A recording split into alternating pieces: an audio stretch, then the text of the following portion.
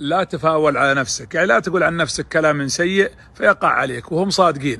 الحسين بن علي رضي الله عنهما لما دخل كربلاء سأل اللي معه، قالوا شو اسمها المنطقة؟ قالوا كربلاء، فنطقها كرب وبلاء، فجرى عليه رضي الله عنه ما جرى. والنبي صلى الله عليه وآله وسلم زار رجال مريض وعليه حمى وتعبان، يدعو له ويزوره ويعتاده ويتطمن عليه ويرجو له الشفاء، فقال له لا بأس طهور. قال بل حمى تفور على رجل كبير تدخله القبور، يعني بموت ولا ينفعني هذا. فقال النبي إذا نعم، يعني يكون ما أردت، لأن قال كلام عن نفسه لا ينبغي. ولذلك احفظ لسانك أن تقول فتبتلى إن البلاء موكل بالمنطق. أنا ما أنفع، أنا فاشل، أنا بسقط، أنا تجارتي فاشلة، أنا بمرض، أنا بموت، كلمات تسمعها كثيرا لا ترددها فتنعكس عليك وتتحقق فيك، وإن البلاء موكل بالمنطق. لا تجعل لسانك يجر عليك البلايا اللي انت ما تتوقعها ولا تريدها، ولا تتفاول على نفسك على قولة العوام. احفظ لسانك أن تقول فتبتلى إن البلاء موكل بالمنطق. جاء رجل إلى النبي عليه الصلاة والسلام قال يا رسول الله، يفترض لو أني دخلت في بيتي أو على أهلي فوجدت رجل عند زوجتي فماذا أفعل؟ وش اللي حصل؟ رجع إلى بيته فوجد رجلا، فأنزل الله والذين يرمون أزواجهم ولم يكن لهم شهداء إلا أنفسهم. يا أخي قد تكون الكلمة سبب البلايا عليك. ترى يعقوب عليه السلام قال أخاف أن يأكله الذئب في حق يوسف فابتلي بهذه الكلمة، وقال في حق أخوه بنيامين إلا أن يحاط بكم فأحيط بهم. يا أخي ظن بربك خير، ظن بالله الخير العظيم. أنا عند حسن ظن عبدي بي فليظن عبدي بي ما شاء، فما ظنكم برب العالمين؟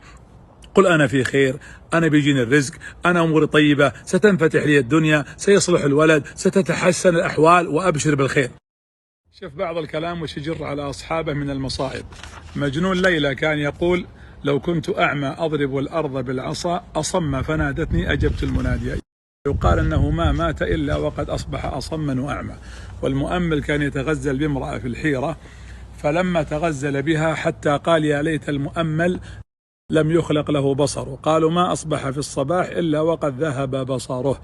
أخي أختي، إن البلاء موكل بالمنطق. المنذر بن المنذر ملك العرب القديم المعروف نزل في منزل في صحراء، وكان معه رجل ملقوف. قال لها يعني يتكلم مع الملك لو رأيت تلك الرابية مكان في الصحراء لو ذبح عنده رجل أين يبلغ دمه؟ قال والله إنك أنت المذبوح وسأبدأ بك حتى ترى أين يبلغ دمك. فذبح. فقال رجل حضر هذا المشهد قال رب كلمة قالت لصاحبها دعني إن البلاء موكل بالمنطق، انطق بما يعود عليك بالخير. تدرين بعض الكلمات تنجر على صاحبها حتى بعد موته. يقول عبيد الجرهمي من أعجب ما رأيت في الجاهلية أنني دخلت على حي من الأحياء فوجدتهم يدفنون جنازة إنسان، يقول فوقفت معهم في هذه الجنازة فتأثرت فبكيت، فرددت الأبيات يبكي الغريب عليه ليس يعرفه وذو قرابتي في الحي مسرور. ويقول سمعني واحد أقولها قال تعرف الميت؟ قلت لا. قال الميت هو صاحب هذه الأبيات اللي أنت قلت، وأولئك هم أهله وقرابته مسرورون بموته.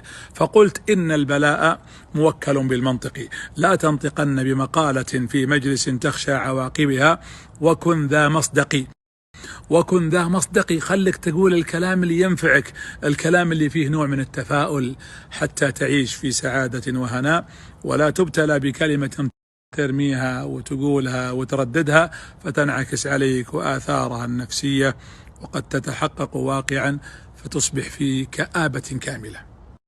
ترى إن البلاء موكل بالمنطق، مو بس إذا تكلمت عن نفسك، حتى إذا عيرت الآخرين وشمت فيهم يعافيهم الله يبتليك. يقولون أن الكسائي واليزيدي كلهم قراء، كانوا في الكوفة وكانوا في مجلس الرشيد. فيوم جت صلاة المغرب تقدم الكسائي فصلى بهم صلاة المغرب. يوم صلى بهم قرأ في الركعة الأولى قل يا أيها الكافرون فأخطأ. قارئ الكوفة وشهير ومن حفظة القرآن ومن القراء المميزين. فقال اليزيدي قارئ الكوفة يخطئ في الكافرون. يوم جاء صلاة العشاء صلى بهم اليزيدي وأخطأ في الفاتحة.